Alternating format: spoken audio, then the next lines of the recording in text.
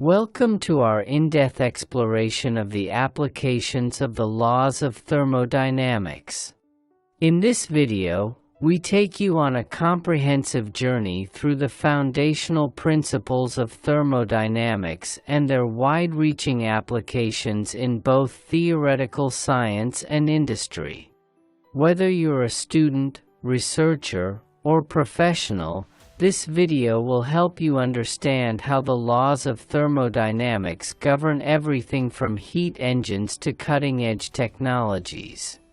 The topics covered in this learning resource are 1.0 Introduction, 2.0 The Zeroth Law of Thermodynamics, 2.1 Applications of the Zeroth Law of Thermodynamics, 3.0 The First Law of Thermodynamics, 3.1 The Internal Energy of the System, 3.2.1 Thermochemistry, 3.2.2 Standard States and Enthalpy, 3.2.3 Types of enthalpy changes in chemical processes, 3.2.4 Calculating the heat of reaction from the standard enthalpy of formation of substances, 3.2.5 Hess's Law of Constant Heat Summation,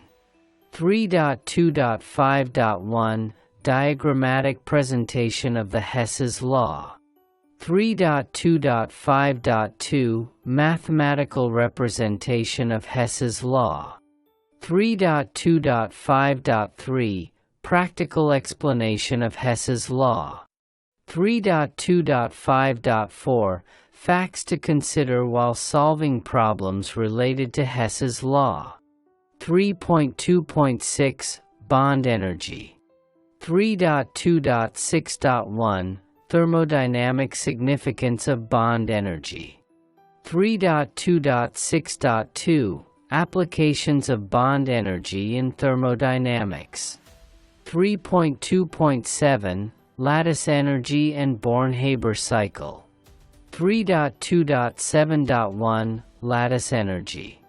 3.2.7.1.1 Thermodynamic factors affecting lattice energy, 3.2.7.2 Born-Haber cycle, 3.2.7.3 Thermodynamic insight from Born-Haber cycle, 4.0 Second Law of Thermodynamics, 4.1 Applications of the Second Law of Thermodynamics, 4.1.1 Heat engines, Carnot, Rankine, Otto cycles, 4.1.2 Refrigerators and heat pumps, 4.1.3 Thermal insulation in buildings, 4.1.4 Entropy in chemical reactions and biological systems, 4.1.5 Data centers and computing, heat management, 4.1.6 Waste heat recovery in industries, 5.0 The Third Law of Thermodynamics, 5.1 Applications of the Third Law of Thermodynamics, 5.1.1 Cryogenics and superconductivity, 5.1.2 Low-temperature physics research, quantum computing, Bose-Einstein, condensates, 5.1.3 Space exploration, deep space sensor technologies, 5.1.4 Material science for superconductors and high-performance electronics. Also, note that 1. To encourage viewers and learners that the concepts in the laws of thermodynamics have real-life applications, a few industries are cited globally for applying these concepts in their routine operations. 2. Each section features collections of solved problems and unsolved problems, along with a guide for the viewers and learners to achieve correct answers to the issues. 1.0 Introduction. Thermodynamics is the branch of physics that deals with heat, energy, and how they move and transform within systems. At its core, it studies how energy changes form, like from heat to motion, or fuel to electricity, and how these transformations affect matter. In practical terms, thermodynamics explains how engines run, how refrigerators cool, why your phone heats up, and even how living organisms produce energy. It's the science behind power, efficiency, and the flow of energy in everything from machines to the human body. The laws of thermodynamics have wide-ranging applications across science, engineering, everyday life, and emerging technologies. 2.0 The Zeroth Law of Thermodynamics. Concept: if two systems are in thermal equilibrium with a third system, they are in thermal equilibrium with each other. 2.1 Applications of the Zeroth Law of Thermodynamics. Temperature measurement, foundation for thermometers. The Zeroth Law of Thermodynamics establishes the concept of temperature and its measurement. It states that if two systems are each in thermal equilibrium with a third system, they must be in thermal equilibrium with each other. This principle is the foundation for temperature measurement because it allows the establishment of a common temperature scale. Thermometers, which rely on this law, use a substance, like mercury or alcohol, that changes in response to temperature, enabling accurate readings. The Zeroth Law essentially ensures that temperature can be consistently measured across different systems. 2.1.2 Calibration of sensors in industrial and scientific instruments. The Zeroth Law of Thermodynamics plays a critical role in the calibration of sensors in industrial and scientific instruments. It ensures that temperature measurements are consistent across different systems by establishing that if two systems are each in thermal equilibrium with a third system, they are in equilibrium with each other. This principle allows for the accurate calibration of temperature sensors by using a reference system, such as a standard thermometer, to establish a consistent temperature scale. By ensuring thermal equilibrium between the sensor, reference system, and the measured environment, the Zeroth Law helps maintain the reliability and accuracy of temperature readings in instruments used for industrial and scientific applications. 2.1.3 Thermal equilibrium studies in climate science and material science. The Zeroth Law of Thermodynamics is crucial in thermal equilibrium studies within climate science and material science.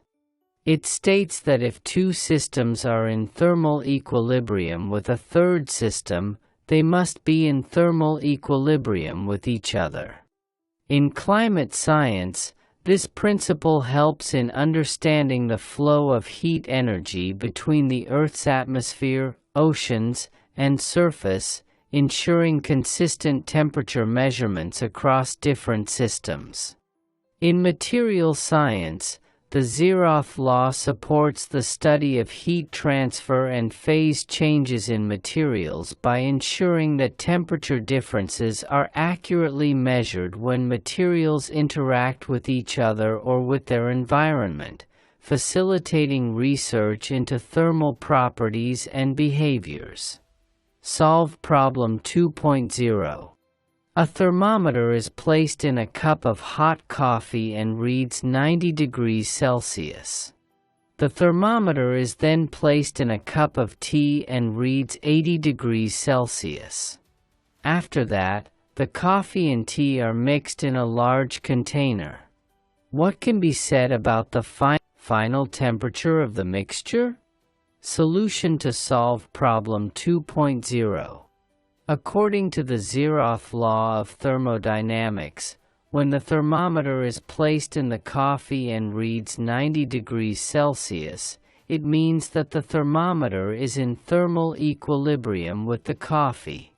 Similarly, when the thermometer is placed in the tea and reads 80 degrees Celsius, it means that the thermometer is in thermal equilibrium with the tea. When the coffee and tea are mixed together, they will eventually reach thermal equilibrium with each other.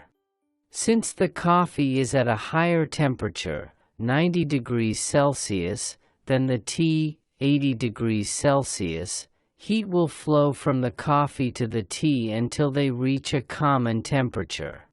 Final temperature. The final temperature of the mixture will be between 80 degrees Celsius and 90 degrees Celsius, but the exact value will depend on the relative amounts of coffee and tea, as well as their specific heat capacities.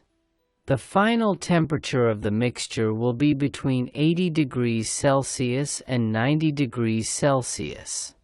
This problem illustrates the concept of thermal equilibrium and the Zeroth Law of Thermodynamics, which states that systems in thermal equilibrium with each other will have the same temperature.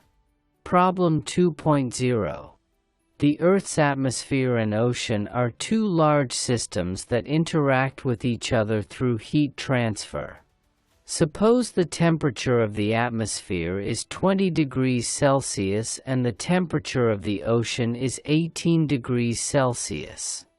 Describe the direction of heat flow between the atmosphere and the ocean. As a guide to solve problem 2.0, viewers and learners should pay attention to the descriptions that is made in section 2 of this study guide, as well as the approach used for solving problem 2.0. Then one will be fulfilled to have been acquainted with the statement of the Zeroth Law of Thermodynamics. 3.0. The First Law of Thermodynamics, Law of Energy Conservation. Concept: the First Law of Thermodynamics states that energy cannot be created or destroyed, but is only transformed from one form to another. The total energy of a system remains constant. 3.1. The internal energy of the system. In thermodynamics, internal energy, E, is the total energy stored within a system.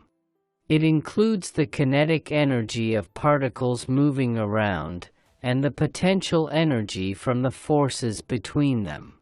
This energy isn't about motion of the system as a whole, but what's happening inside, the vibration of atoms, molecular interactions, and microscopic movement.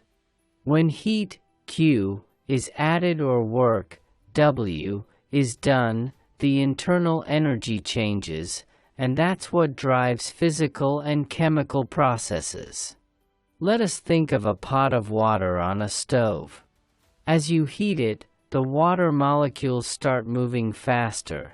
They vibrate, rotate, and bounce around more intensely.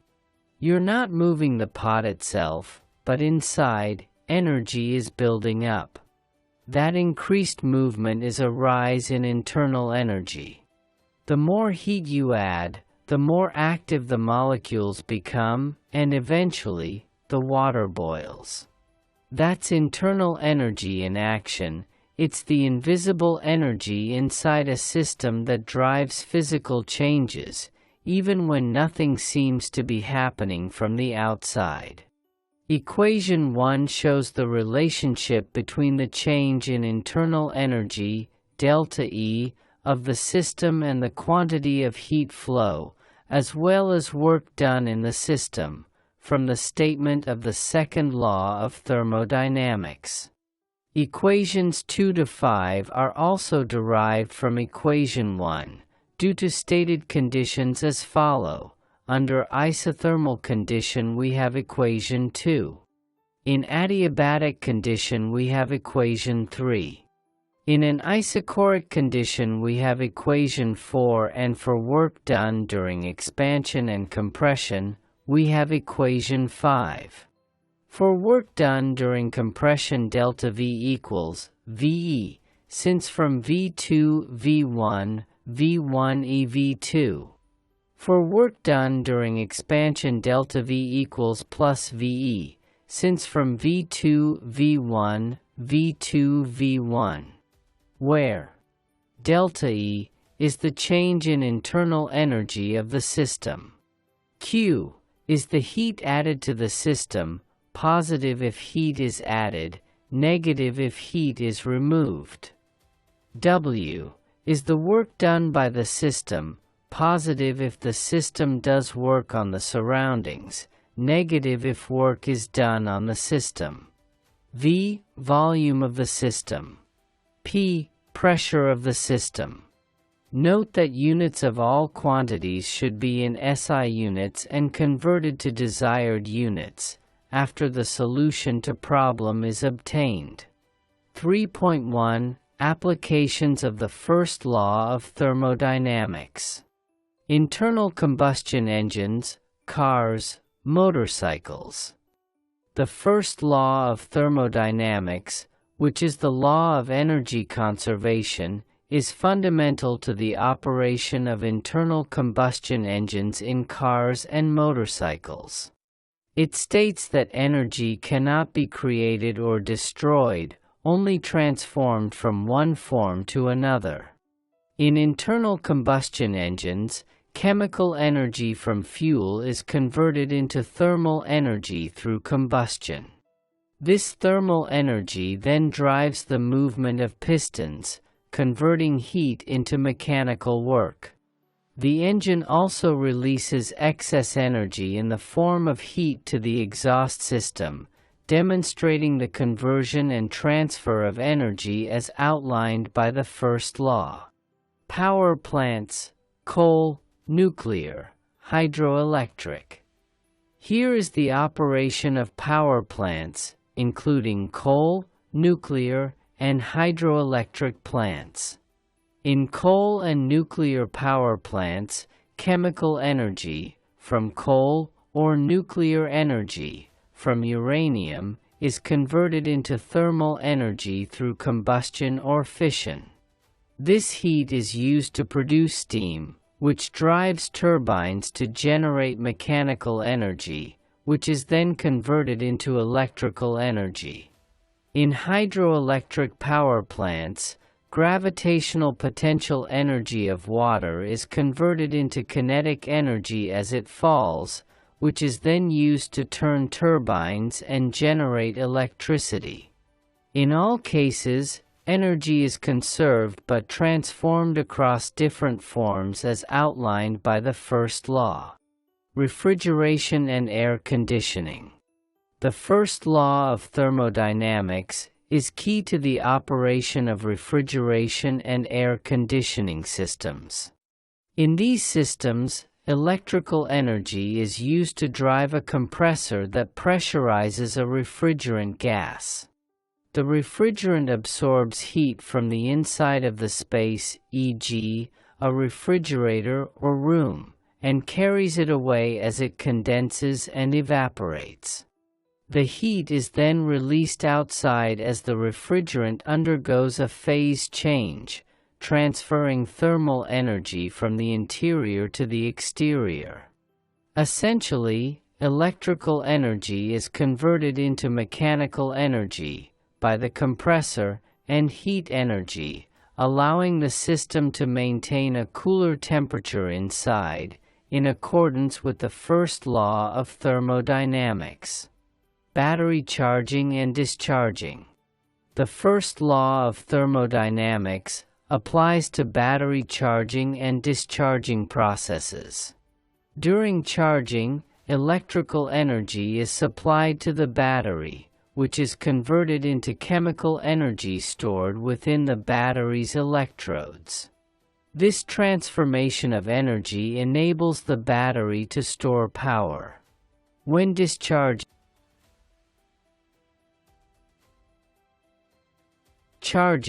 the chemical energy in the battery is converted back into electrical energy, which can then be used to power devices.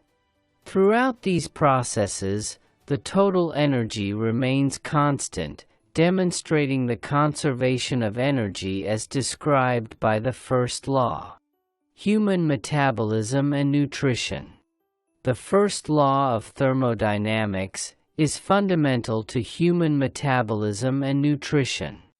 When we consume food, chemical energy stored in nutrients, carbohydrates, fats, proteins, is converted into usable energy for the body. Through digestion, this chemical energy is transformed into forms the body can use, such as glucose or fat, which is then either used immediately for physical activity or stored for later use.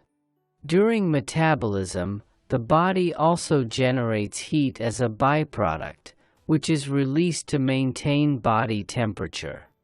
The total energy input from food equals the total energy output through work, heat, and storage, demonstrating the application of the first law of thermodynamics in human metabolism. 3.2 Enthalpy of the system. In thermodynamics, enthalpy is the total heat content of a system. It's defined as the internal energy of the system plus the energy required to make room for it, what we call pressure, volume, work.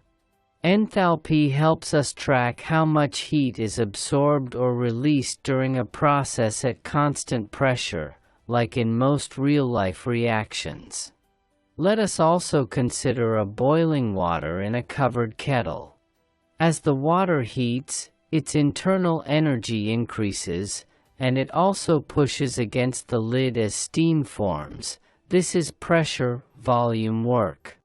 The combination of that internal energy and the energy needed to expand against the pressure of the air is what we call enthalpy. It's a useful way to measure the total heat change in everyday processes like cooking, burning fuel, or even sweating to cool your body. Enthalpy is obtained from equation 1 when the quantity of heat, Q, of the system changes at constant pressure giving, Qp. So equation 1 becomes equation 6, then equation 7, and we obtain the equation for the heat of reaction, enthalpy, of the system, as shown in equation 8. Introducing pressure volume work, W equals PV, we obtain equation 7. The quantity of heat at constant pressure for pressure volume work is the enthalpy of the system. So, equation 7 becomes equation 8, showing the equation for calculating the enthalpy of the system as it relates internal energy, E, and pressure volume work, PV. Since most of the parameters are thermodynamic state functions, we can represent equation 8 as equation 9. Recall that P delta V equals delta nRT, according to the ideal gas equation, making delta V the subject of formula gives equation 10. Where delta N is the positive difference in the number of moles of gaseous reactants and products. Example, in equation 11, delta N equals C, A plus B, or A plus B, C, any of it that gives a positive result. Putting equation 11 into equation 10 at constant temperature and pressure, we have equation 12. 3.2.1 Thermochemistry. Thermochemistry is a branch of chemistry that deals with the study of heat energy involved in chemical reactions and physical changes of state. It focuses on how energy, especially heat, is absorbed or released during chemical transformations, whether you're burning fuel, dissolving a salt, or freezing water. In simple terms, thermochemistry answers the question, how much heat is gained or lost when something changes chemically or physically? The quantity of heat gained or lost at constant pressure is referred to as the enthalpy, H, of the reaction or process. Heat gained or absorbed increases the quantity of heat in a system and leads to positive heat change, ΔH, which is referred to as endothermic process. Heat lost or evolved decreases the quantity of heat in a system and leads to negative heat change, ΔH, which is referred to as exothermic process. The heat terms here are measured in unit of joule per mole, J/mole. 3.2.2 Standard states and enthalpy. In thermochemistry, a standard state is a reference condition used to measure and compare enthalpy changes in chemical reactions. It helps scientists stay consistent when reporting energy values. A substance's standard state is its most stable physical form at a pressure of 1 atmosphere, atm, and a specified temperature, usually 25 degrees Celsius or 298 Kelvin. Examples of standard states: oxygen gas, O2, as a diatomic gas at 1 atm. Liquid water, H2O, at 25 degrees Celsius and 1 atm. Carbon, C, as graphite, not diamond. Elements in their natural, most stable form. By fixing these reference points, we can accurately calculate how much heat is absorbed or released when a reaction occurs under standard conditions. All thermodynamic state functions at standard states are presented with symbols of zero as superscript in case of standard change in enthalpy, entropy, and Gibbs free energy. We have ΔH0, ΔS0, and ΔG0 respectively. Note that the standard enthalpy change of all chemical substances in their pure and standard state are equal to zero. With this, enthalpy changes of all chemical reactions involving substances at their pure and natural states can be calculated. 3.2.3 Types of enthalpy changes in chemical processes. 1. Enthalpy of reaction, ΔH. The heat change when a chemical reaction occurs under standard conditions. Can be exothermic, heat released, or endothermic, heat absorbed. Example, reaction equation 1, R equal 1, shows formation of carbon, 4, oxide and water from methane and oxygen. This is also known as combustion reaction, as an exothermic reaction, while reaction equation 2, R equal 2, shows the decomposition of calcium trioxocarbonate, 4, as an endothermic reaction. 2. Enthalpy of formation, FO. Heat change when 1 mole of a compound is formed from its elements in their standard states. Standard enthalpies of formation may either be positive or negative. Example, as seen by the formation of carbon, 4, oxide and nitrogen dioxide in reaction equations 3 and 4 respectively. 3. Enthalpy of combustion, ΔH. Heat released when 1 mole of a substance burns completely in oxygen. It is always exothermic. Example, the combustion of ethane in reaction equation 5. 4. Enthalpy of neutralization, delta H. Heat change when an acid reacts with a base to form 1 mole of water. It is always exothermic. Example: the neutralization reaction of hydrochloric acid and sodium hydroxide to produce sodium chloride, as shown in reaction equation 6. 5. Enthalpy of solution, delta H. Heat change when 1 mole of a solute dissolves in a solvent to form an infinitely dilute solution. Can be endothermic or exothermic. Example: dissolving of potassium chloride, KCl, in water is slightly endothermic. Example: dissolution of ammonium nitrate, NH4NO3, in water in reaction equation 7 is positive, while the dissolution of sodium hydroxide in water in reaction equation 8 is negative. 6. Enthalpy of vaporization, delta H. Heat required to convert 1 mole of liquid to gas at its boiling point. Always endothermic.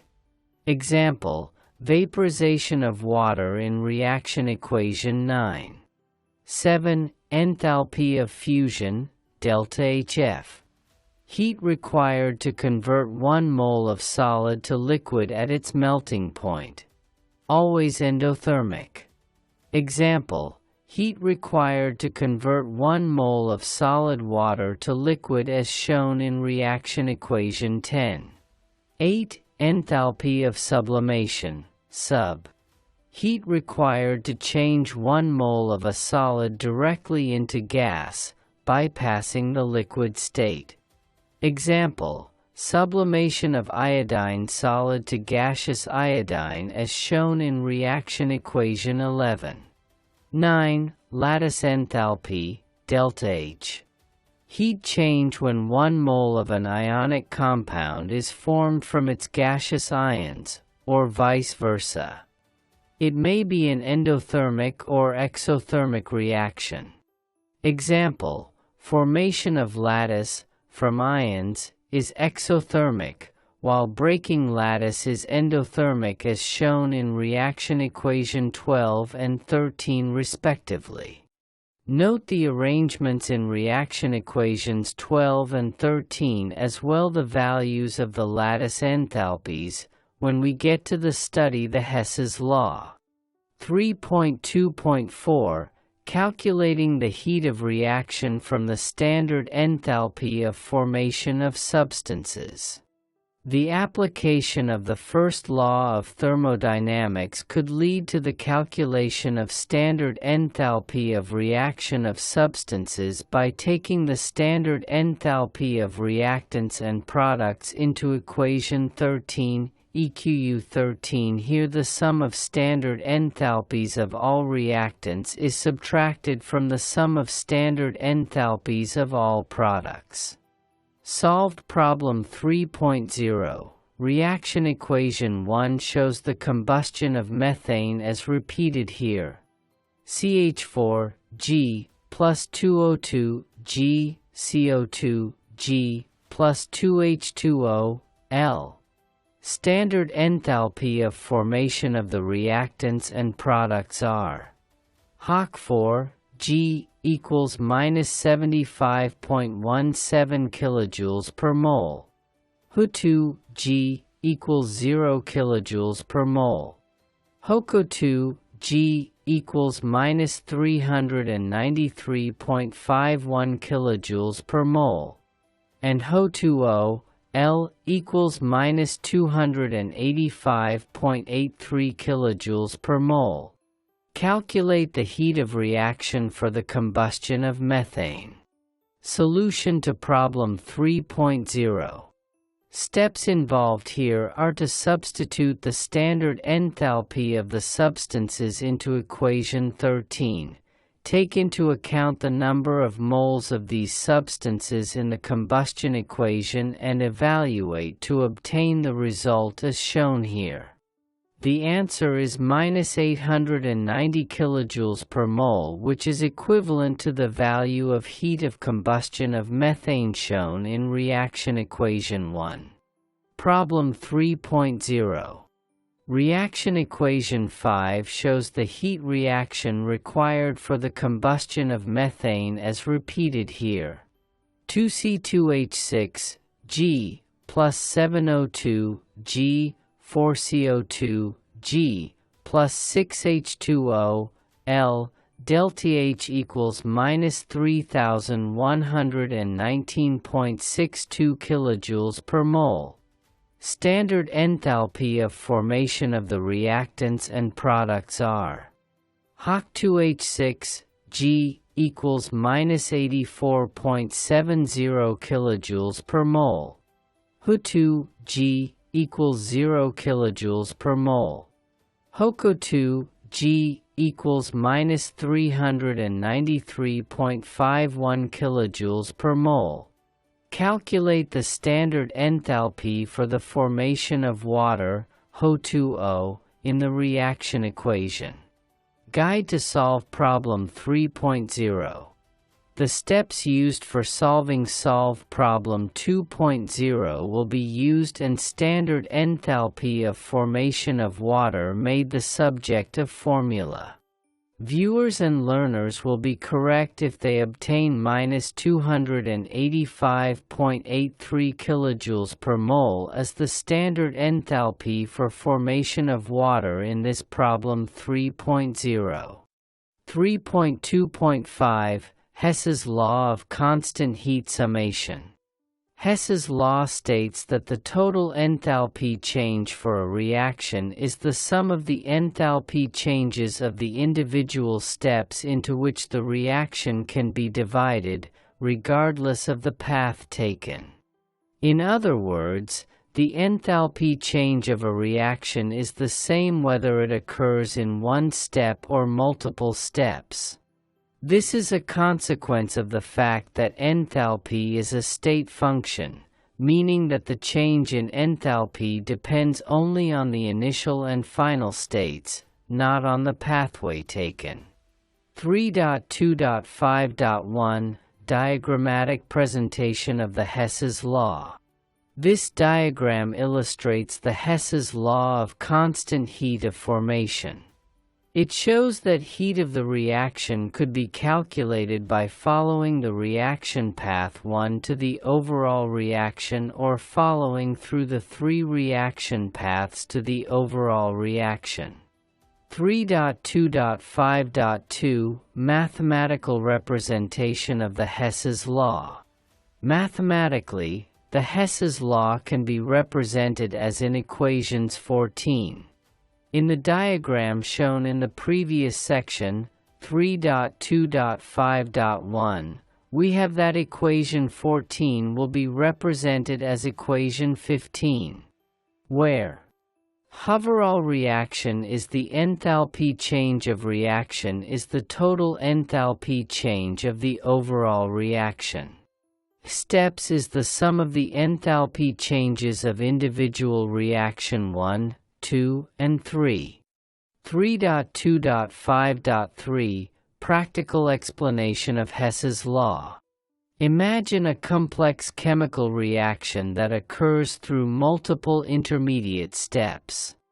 The total enthalpy change for the entire reaction can be determined by adding up the enthalpy changes for each individual step, even if we don't know the exact pathway the reaction takes. For example, consider the formation of a compound from its elements. If we know the enthalpy changes for intermediate reactions, such as the formation of intermediate compounds, we can add these values together to find the overall enthalpy change for the formation of the compound, without having to carry out the entire reaction directly. 3.2.5.4 Key facts to consider while solving problems related to Hess's law. 1. obtain a balanced chemical reaction equation equivalent to the overall reaction from the individual reaction equations 1, 2, 3, etc. 2. If the number of mole of particular reactant or product is to be changed to achieve the similar number of mole in the overall reaction equation, the similar number of mole required to give the result should be affected to all substances in that reaction equation. 3. If the sides of the equation is to be changed to make the individual components in the equation positioned as that of the overall reaction equation, the sign of the enthalpy change of the reaction should be changed to the opposite sign. 4. When evaluation is carried out in step 1 to 3 above, to obtain the required result, similar algebraic expressions should be carried out on the given enthalpies of the given reactions 1, 2, 3, etc. to calculate the change in enthalpy of the required reaction. Solved problem 3.1. Calculate heat of reaction for the formation of carbon dioxide, CO2, from carbon atom and oxygen molecule in the equation. Cs plus O2, G, CO2, G, delta HRXN equals? Given the heat of reaction of two reactions in the two steps below.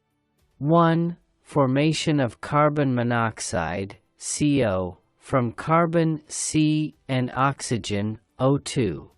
2C S plus O2 G 2CO G delta H1 equals minus 110.5 kilojoules per mole.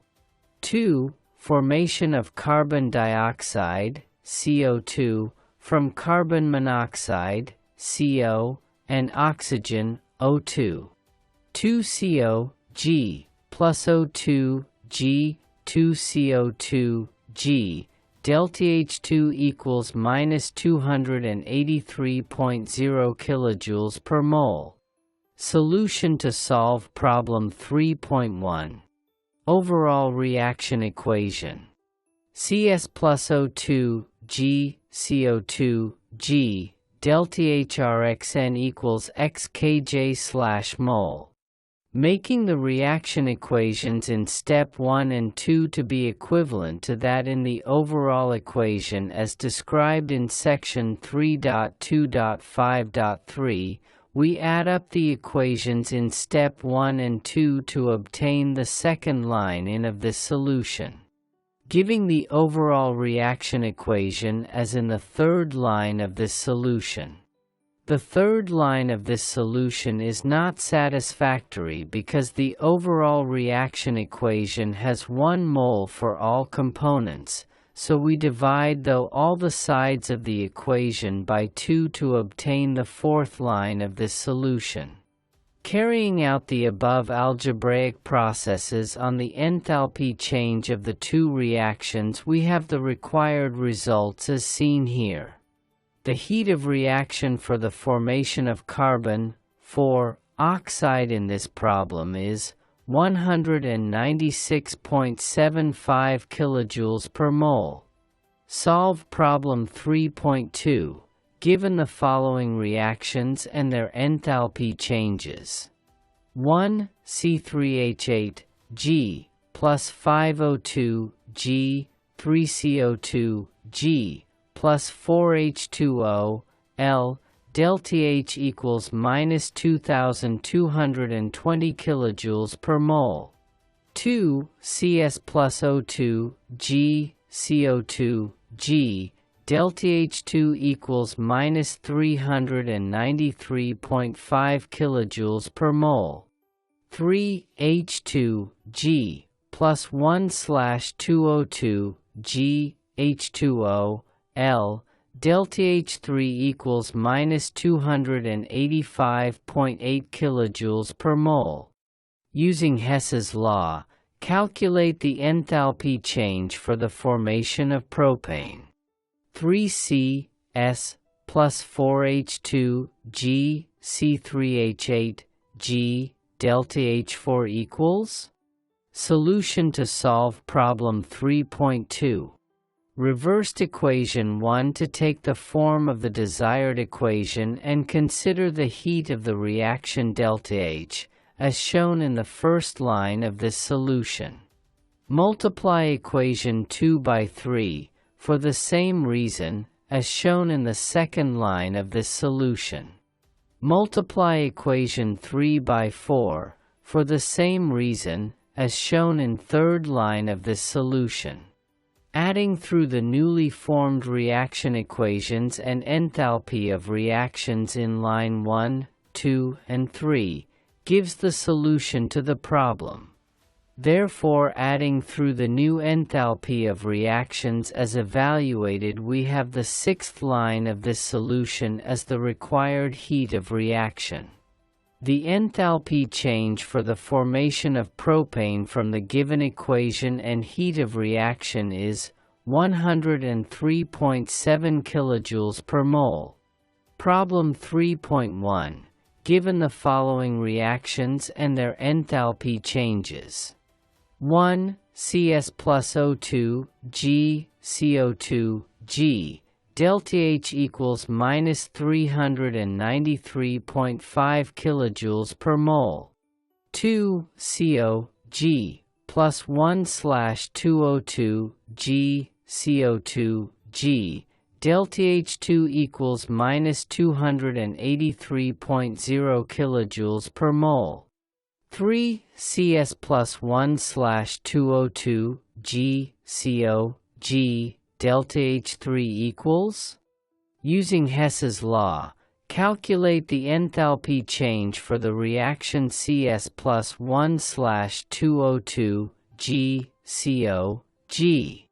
Learners and viewers should follow the methods in Solve Problem 3.1 and 3.2 to obtain minus 110.5 kilojoules per mole as the solution to this problem. Problem 3.2. Given the following reactions and their enthalpy changes. 1. A B, delta H equals 20 kilojoules per mole. 2. BC, delta H2 equals 30 kilojoules per mole. 3. TCD, delta H3 equals minus 40 kilojoules per mole. 4. A D, delta H4 equals? Using Hess's law, calculate the enthalpy change for the reaction AD. Learners and viewers should follow the methods in Solve Problems 3.1 and 3.2 to obtain 10 kilojoules per mole as the solution to this problem. Learners and viewers should note that only substances of the same compound and in the same physical terms can be added or subtracted, while carrying out algebraic process with the chemical reaction equations. Example, 2 moles of water in liquid state and 1 mole of water in the gaseous state equals 2 moles of water in liquid state and 1 mole of water in the gaseous. While 2 moles of water in liquid state and 1 mole of water in the liquid state equals 3 moles of water in liquid state. 3.2.6 Bond energy. Bond energy, also referred to as bond dissociation energy, is the amount of energy required to break a specific bond in a molecule in the gas phase, such that the two atoms that were originally bonded are separated and converted into neutral atoms. Bond energy is a fundamental concept in thermodynamics because it relates to the internal energy of a system, the heat involved in chemical reactions, and the stability of molecules. 3.2.6.1 Thermodynamic significance of bond energy. From a thermodynamic point of view, bond energy plays a crucial role in understanding the energy changes that occur during chemical reactions.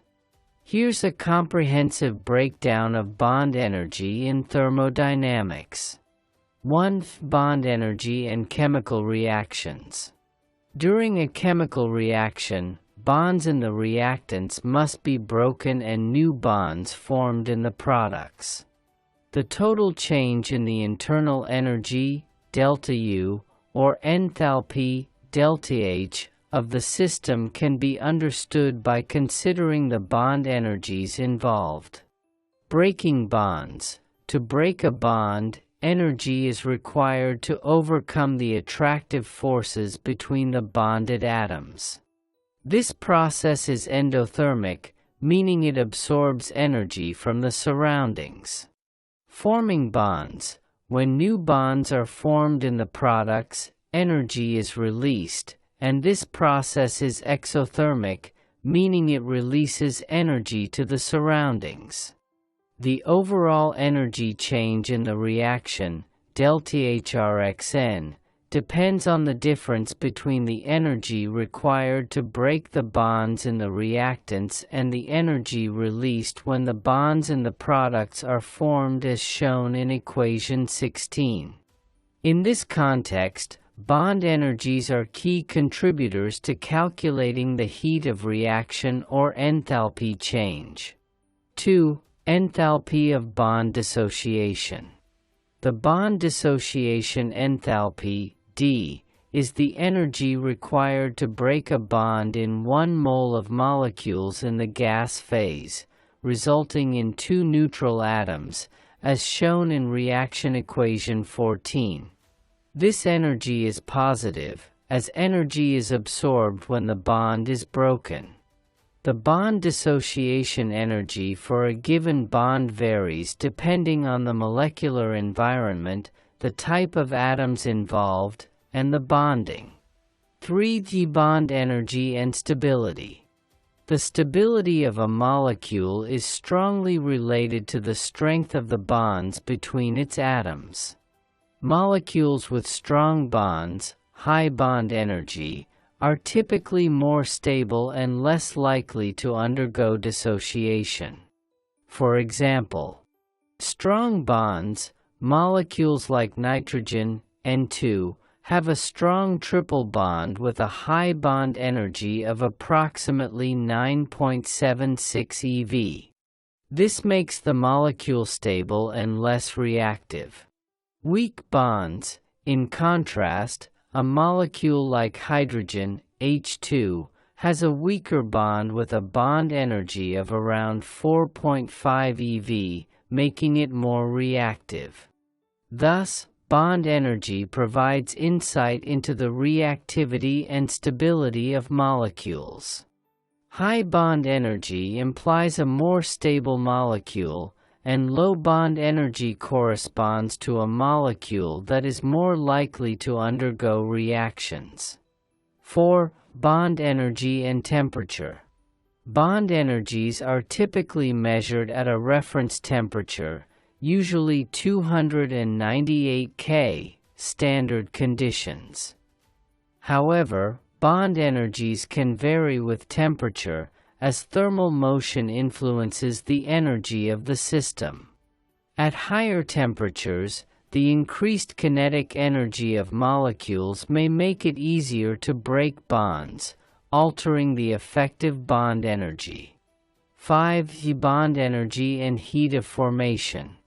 The bond energy concept is also crucial when calculating the heat of formation, the enthalpy change when 1 mole of a compound is formed from its elements in their standard states. The bond energies of the constituent bonds in the elements and products are used to estimate the enthalpy of formation. Example: in the formation of water, H2O, from hydrogen, H2, and oxygen, O2, we can use bond energies to calculate the overall energy change. Breaking bonds. Breaking the hydrogen-hydrogen single bond in H2 and the oxygen-oxygen double bond in O2 requires energy. Forming bonds. The oxygen-hydrogen single bonds formed in H2O release energy.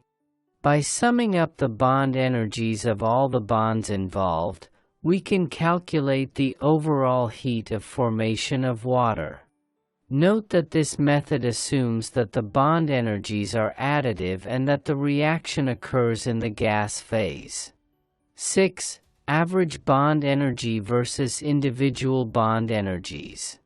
While the concept of bond energy is straightforward, it can sometimes be difficult to pin down the exact bond energy for a particular bond. For instance, in a molecule like methane, CH4, each CH bond is not exactly identical, as the bonding environment slightly changes as you move through the molecule. Therefore, chemists often use average bond energies, which are averaged over different molecules and types of bonds, for practical calculations. Solved problem 3.3. Calculate the enthalpy change for the reaction. CH4, G, plus 2O2, G, CO2, G, plus 2H2O, G. Given the following bond energies: carbon-hydrogen single, oxygen-oxygen double, carbon-oxygen double, and oxygen-hydrogen single bonds as 413 kilojoules per mole, 498 kilojoules per mole, 799 kilojoules per mole, and 463 kilojoules per mole respectively. Solution to solve problem 3.3. Step 1. The energy required to break the bonds in the reactants is calculated as shown in the second and third lines.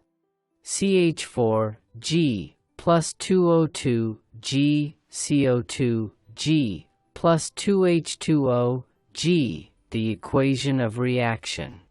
Total energy required to break the bonds is shown in line 4. Step 2.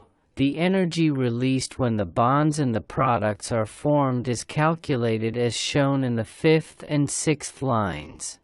Total energy released when bonds are formed is shown in line 7.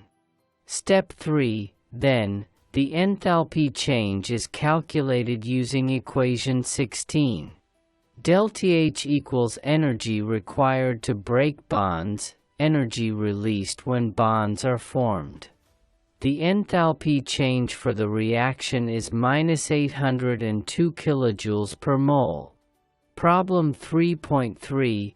Calculate the enthalpy change for the combustion reaction of propane. C3H8, G, plus 5O2, G, 3CO2, G, plus 4H2O, G. Given the following bond energies: carbon-hydrogen single, carbon-carbon single, oxygen-oxygen double, carbon-oxygen double, and oxygen-hydrogen single bonds of 413 kilojoules per mole, 347 kilojoules per mole, 498 kilojoules per mole, 799 kilojoules per mole, and 463 kilojoules per mole respectively. As a guide to solve problem 3.3, viewers and learners should use the method used for solving problem 3.3, and you will be happy to obtain the result as minus 2010 kilojoules per mole. 3.2.6.2 Applications of bond energy in thermodynamics. 1. Calculating enthalpy of reactions. Bond energies are essential for calculating the heat of reaction, enthalpy change, for reactions where the bonds of the reactants and products are known. 2. Predicting reaction feasibility. The relative bond energies in a reaction determine whether the reaction will release or absorb energy, which helps predict whether a reaction will occur spontaneously. 3. Understanding reaction mechanisms. bond energies give insight into the step-by-step processes in a chemical reaction, especially in complex reactions, where bonds are broken and formed in multiple stages. 4. Designing chemical processes. Understanding bond energies allows chemists and engineers to design processes that optimize the energy consumption or production, as in industrial reactions. 3.2.7 Lattice energy and Born-Haber cycle. 3.2.7.1 Lattice energy. Lattice energy is a measure of the strength of the ionic bonds in an ionic compound. It is defined as the amount of energy required to completely separate 1 mole of a solid ionic compound into its individual ions in the gas phase. Essentially, lattice energy reflects the stability of an ionic solid, with higher lattice energy indicating greater stability. In thermodynamics, lattice energy is important because it plays a critical role in determining the enthalpy change during the formation of ionic solids from their constituent ions. It is often associated with the formation of ionic crystals from gaseous ions. Mathematically, lattice energy can be defined as shown in equation 17, where formation is the enthalpy change when 1 mole of an ionic compound is formed from its elements in their standard states. 3.2.7.1.1 Thermodynamic factors affecting lattice energy. 1. Charge of the ions. Coulomb's law. The lattice energy increases with the magnitude of the charges on the ions. According to Coulomb's law, the electrostatic force of attraction between oppositely charged ions increases with the product of their charges. Therefore, compounds with ions having higher charges will have higher lattice energies. For example, MgO has a higher lattice energy than NaCl because the charges on the magnesium and oxygen ions are higher, Mg2 and O2. Higher charges equals stronger attraction equals higher lattice energy. 2. Ionic radii. The lattice energy also depends on the size, radius, of the ions. According to Coulomb's law, the lattice energy increases when the ions are smaller because the ions can come closer together, increasing the electrostatic attraction. Smaller ions equals higher lattice energy. 3. Crystal structure. The arrangement or packing of the ions in the crystal lattice can affect the lattice energy. The more closely packed the ions are, the greater the lattice energy. Lattice energy formula, Born-Land equation. The Born-Land equation shown in equation 18 provides a more quantitative approach to estimating lattice energy, where U is the lattice energy, Na is Avogadro's number, Z plus and Z minus are the charges on the cation and anion, D is the charge of an electron, epsilon 0 is the permittivity of free space. R0 is the distance between the ions, sum of their radii. Jan is the Born exponent, which depends on the type of ions and their packing. The Born-Land equation illustrates the impact of both ionic charge and ionic radius on lattice energy, highlighting that both the electrostatic attraction and the repulsion between ions contribute to the total lattice energy. 3.2.7.2 Born-Haber cycle. The Born-Haber cycle is a theoretical model that provides a step-by-step breakdown of the process of forming an ionic compound from its constituent elements. It is a useful thermodynamic tool for calculating the lattice energy of ionic compounds indirectly. The Born-Haber cycle applies the Hess's law, which states that if a reaction can be described as the sum of several steps, the total enthalpy change of the reaction is the sum of the enthalpy changes for each step.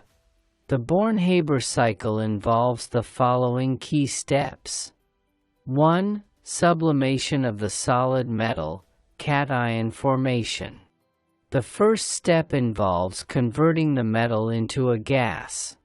For example, if we start with solid sodium, Na, it must be converted to sodium gas, Na, G, as shown in reaction equation 15.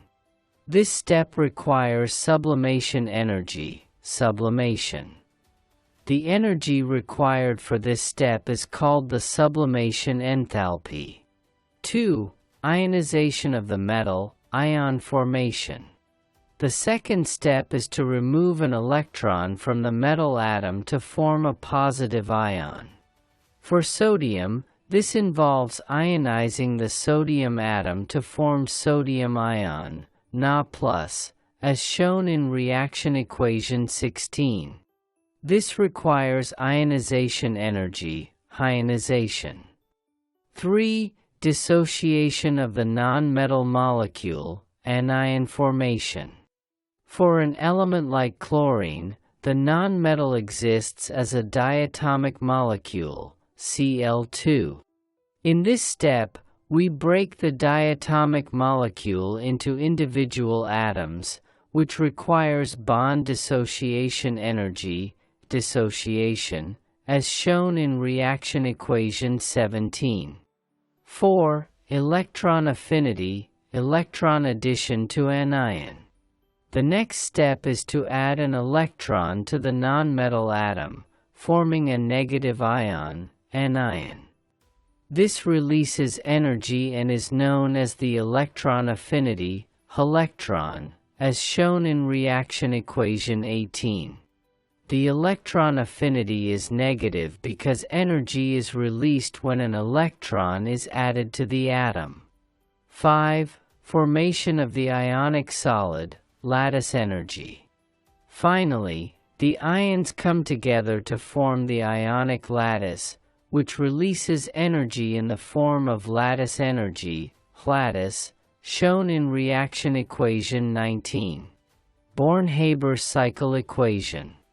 The Born-Haber cycle equation sums all of the steps and expresses the total energy change for the formation of the ionic solid as shown in equation 19, where formation is the enthalpy change for the formation of the ionic compound from its elements in their standard states.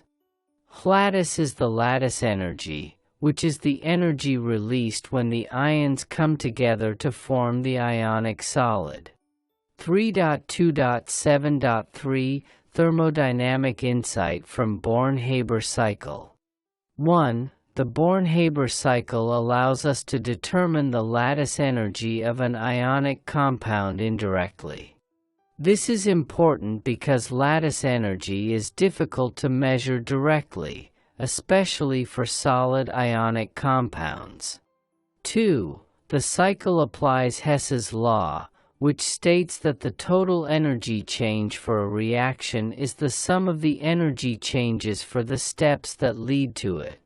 By summing the enthalpy changes of the individual steps, sublimation, ionization, dissociation, electron affinity, and lattice formation, we can calculate the lattice energy of an ionic solid.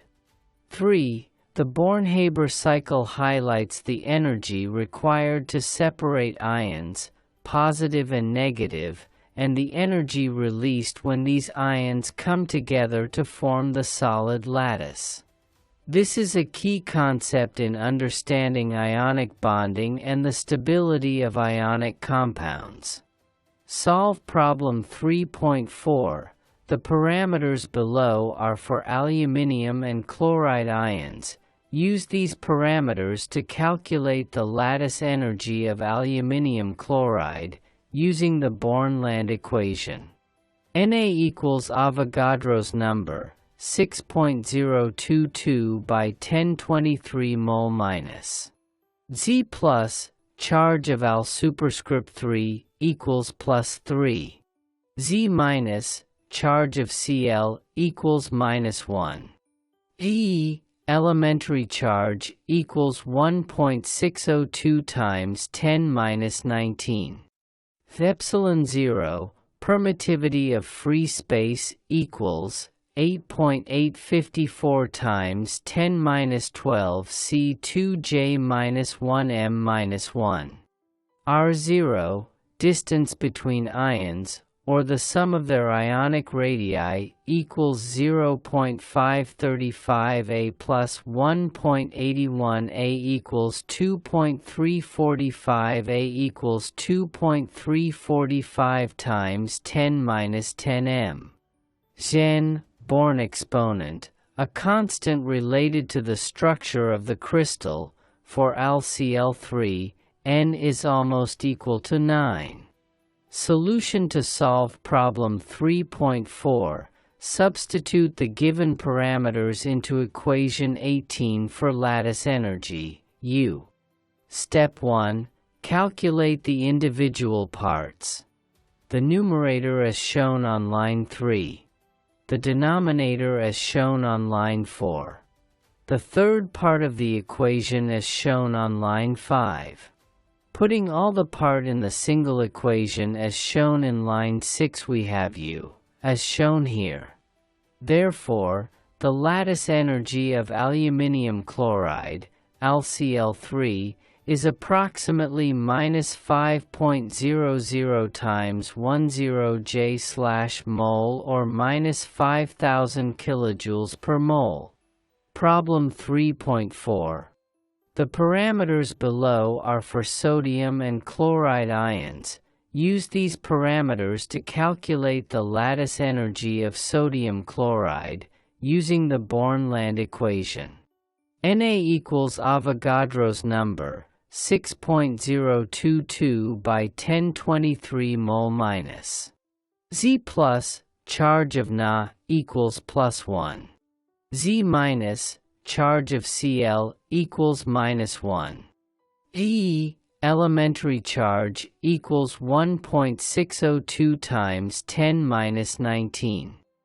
Epsilon 0, permittivity of free space, equals 8.854 times 10 minus 12 C2J minus 1 M minus 1 or 8.854 times 10 minus 12 F/m.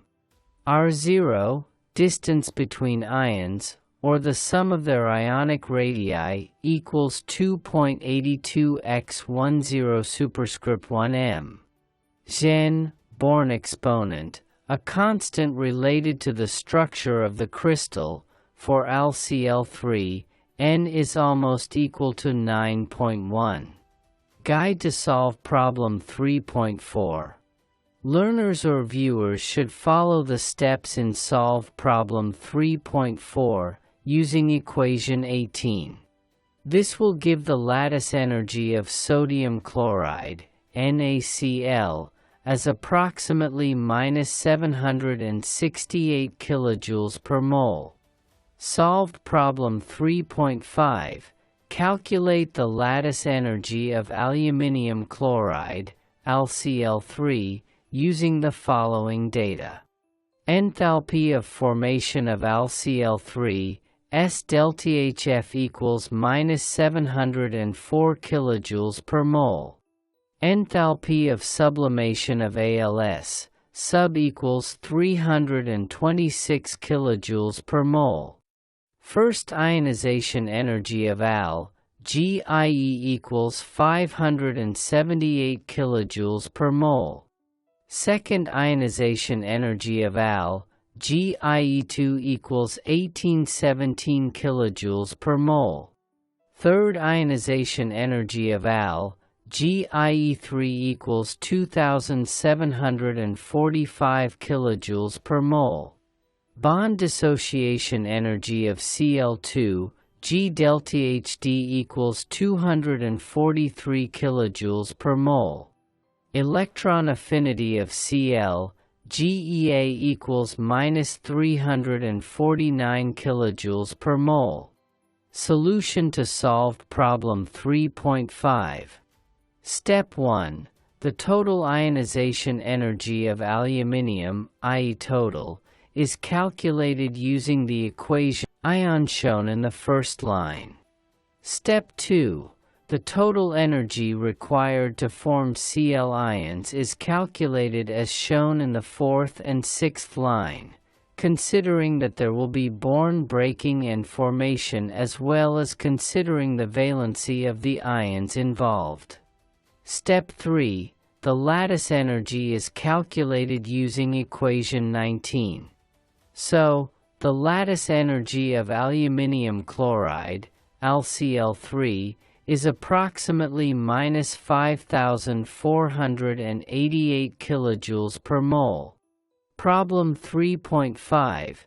Calculate the lattice energy of sodium chloride, NaCl, using the following data. Given values. Enthalpy of formation of NaClS, ΔHF equals -411 kilojoules per mole. Enthalpy of sublimation of NaS, sub equals 108 kilojoules per mole. Ionization energy of Na, GIE equals 496 kilojoules per mole. Bond dissociation energy of Cl2, G delta HD equals 243 kilojoules per mole.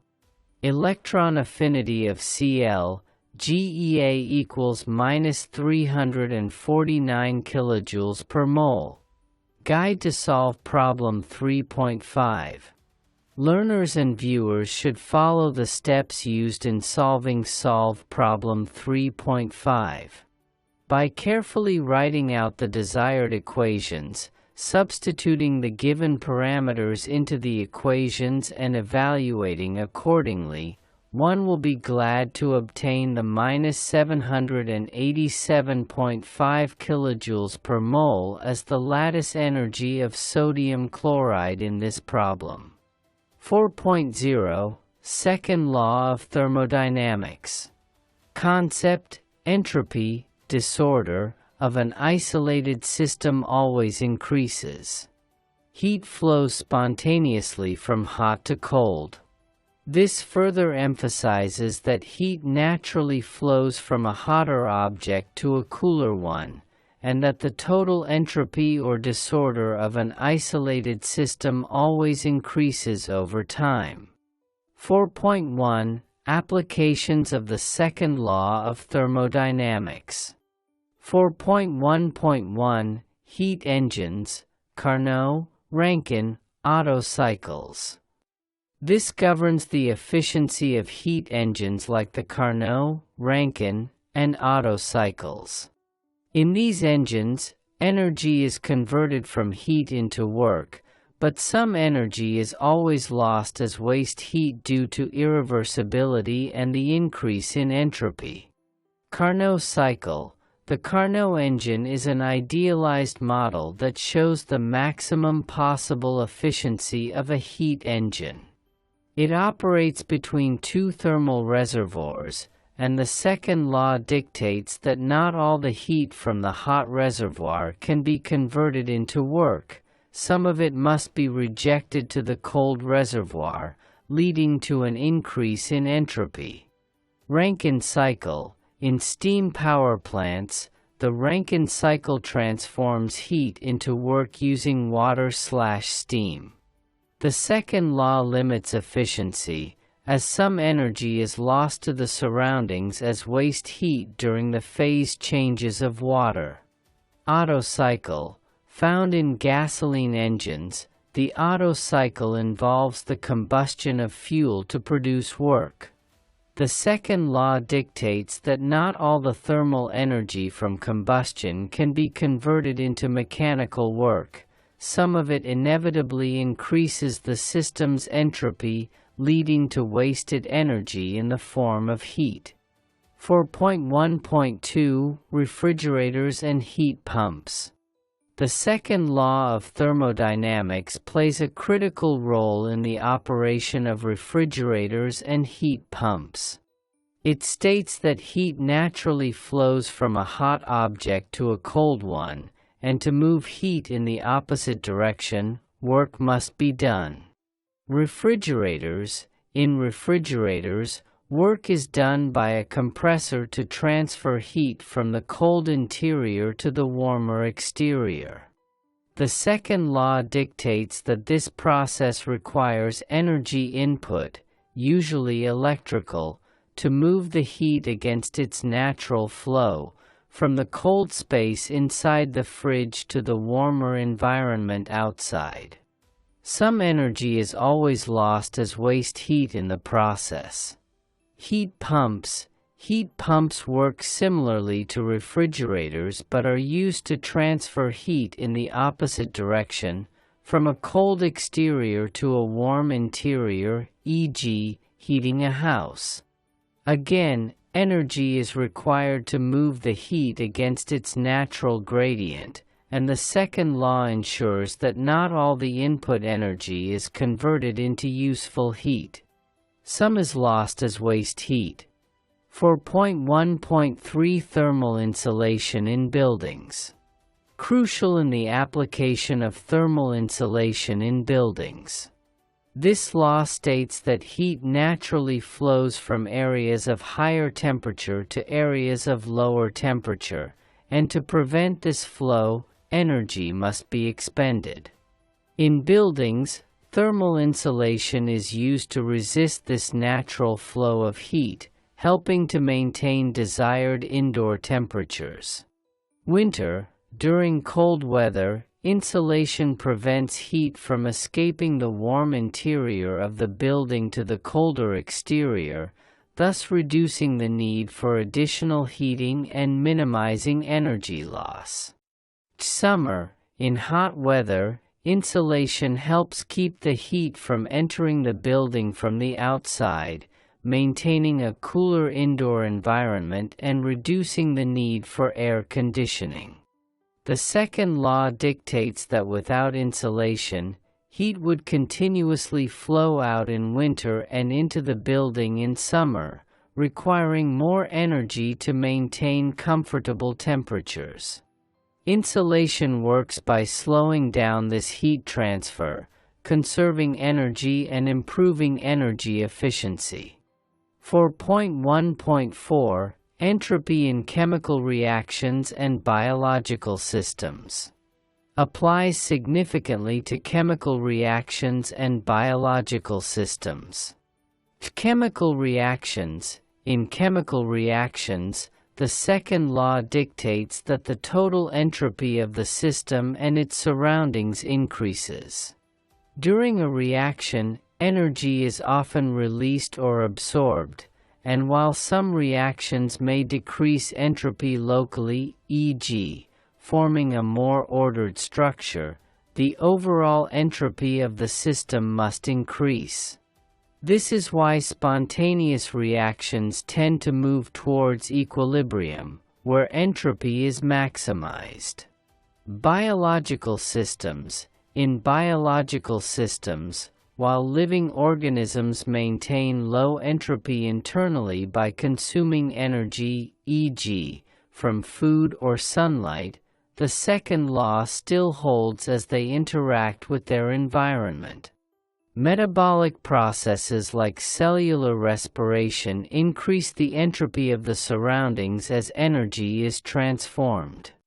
For instance, when glucose is metabolized in cells, energy is released, and the byproducts, like CO2 and H2O, increase the entropy of the environment.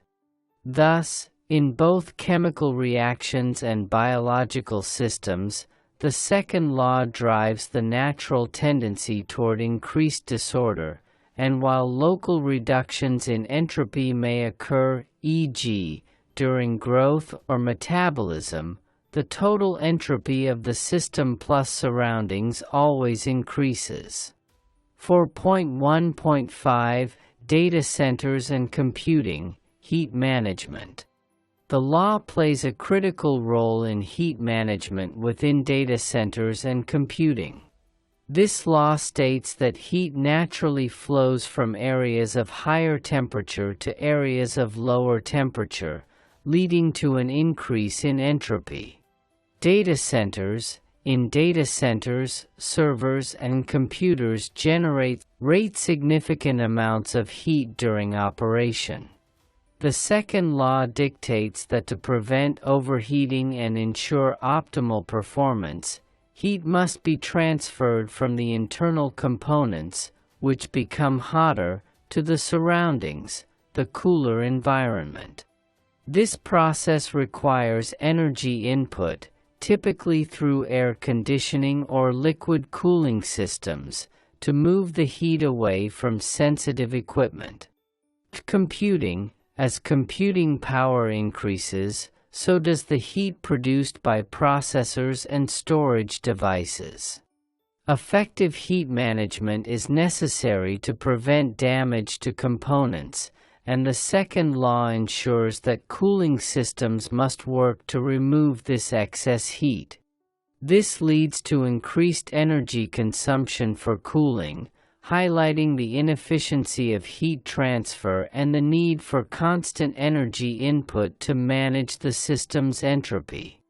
In both cases, the second law highlights the challenge of managing heat flow in systems that naturally tend toward disorder, requiring additional energy to maintain optimal working conditions and reduce entropy within the system.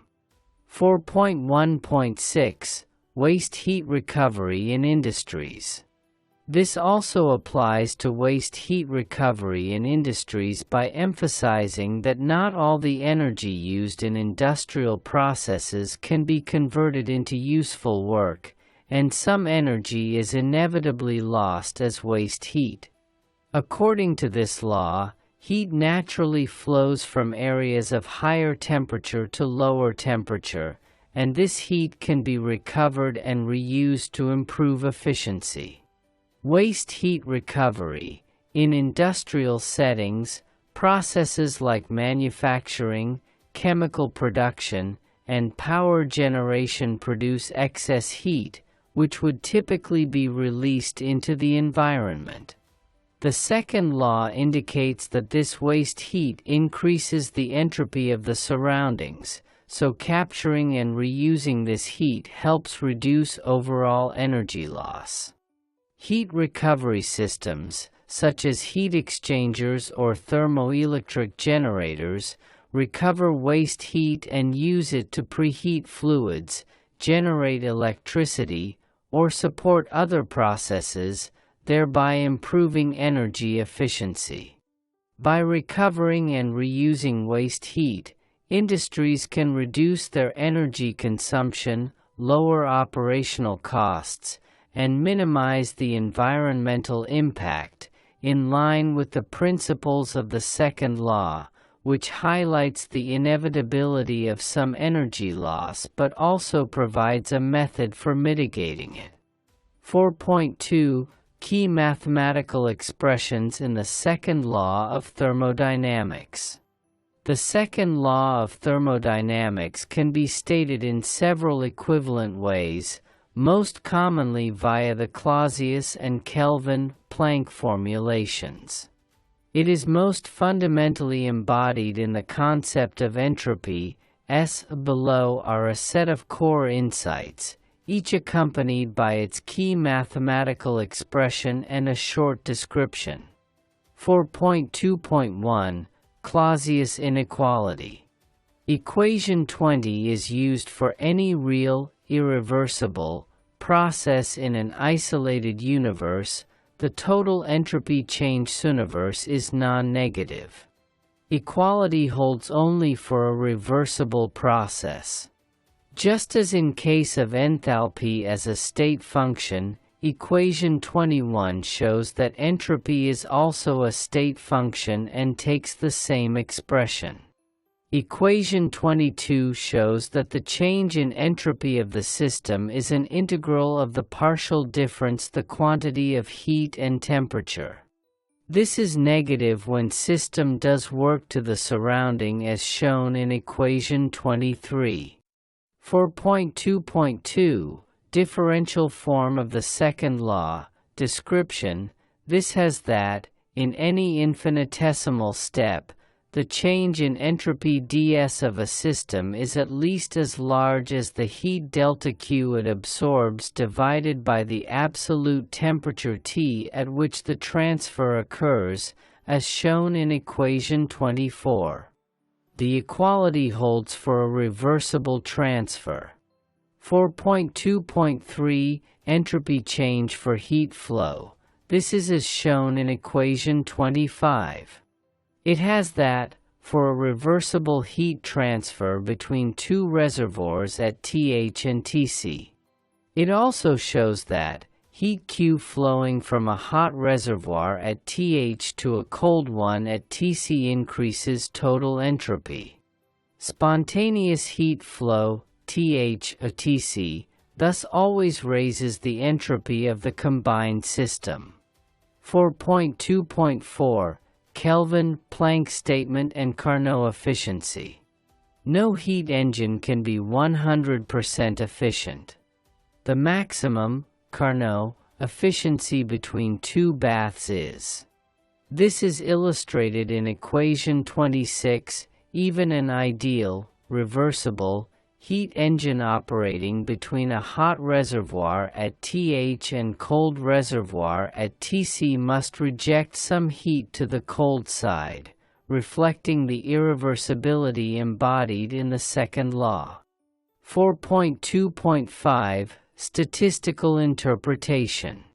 According to Boltzmann's formula in equation 27, entropy is related to the number of microscopic configurations omega corresponding to a system's macroscopic state.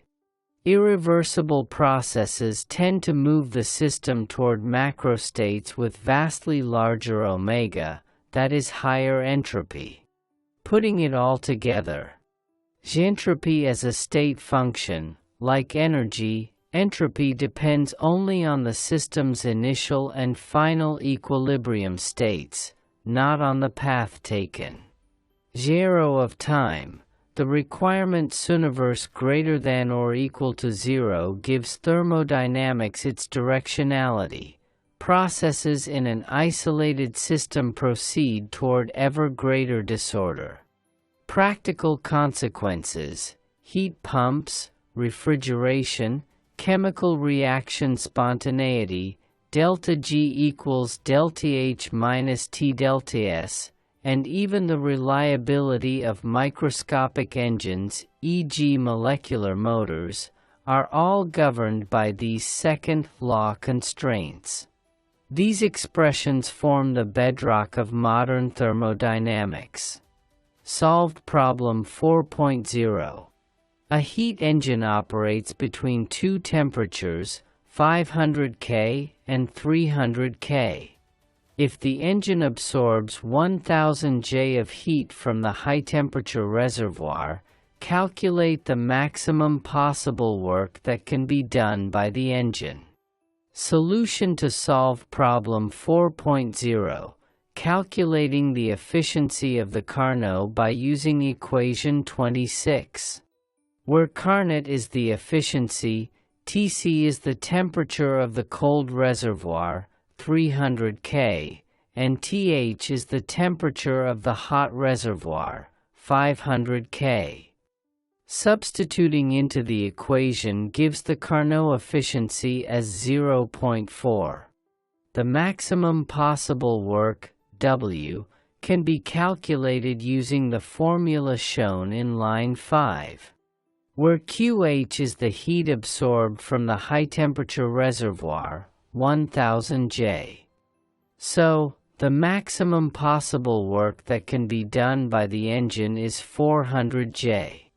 This problem illustrates the concept of the second law of thermodynamics and the Carnot efficiency, which provides a limit on the maximum possible efficiency of a heat engine.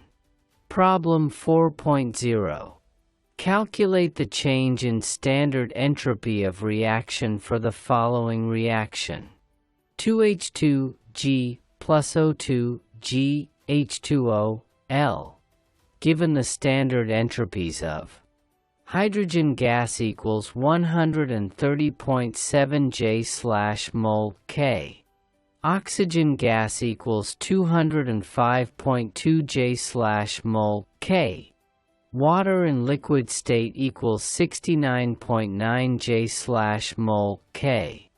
Guide to solve problem 4.0. Learners and viewers should note that the first step will be to balance the reaction equation. Then treat entropy as a state function by using the equation. Standard entropy of reaction equals to the difference between the sum of the standard entropy of products to the sum of the standard entropy of reactants. Ensure to take the number of moles of the substances in the chemical equation into consideration. Then the change in standard entropy of reaction is obtained as minus 326.8 J/mol K. This problem illustrates how to calculate the change in standard entropy of reaction using the standard entropies of the reactants and products. The negative value indicates that the reaction results in a decrease in entropy, which is consistent with the formation of a liquid product from gaseous reactants. 5.0. The Third Law of Thermodynamics. Concept: the third law of thermodynamics says that as a system approaches absolute zero, the lowest possible temperature, its entropy or disorder, approaches a minimum. In real life, this is why scientists use ultra-cold temperatures to slow down atomic motion in quantum computers or to preserve organs in cryogenic storage. At those extreme lows, everything becomes incredibly ordered, and even time seems to stand still for atoms. 5.1. Applications of the Third Law of Thermodynamics. 5.1.5. Cryogenics and superconductivity. This principle is crucial in fields like cryogenics and superconductivity. Cryogenics. In cryogenics, the third law underpins the cooling processes used to reach temperatures near absolute zero. As materials are cooled, their entropy decreases, and their molecular motion slows down. Cryogenic techniques are used to study materials and phenomena at ultra-low temperatures, where quantum effects become significant.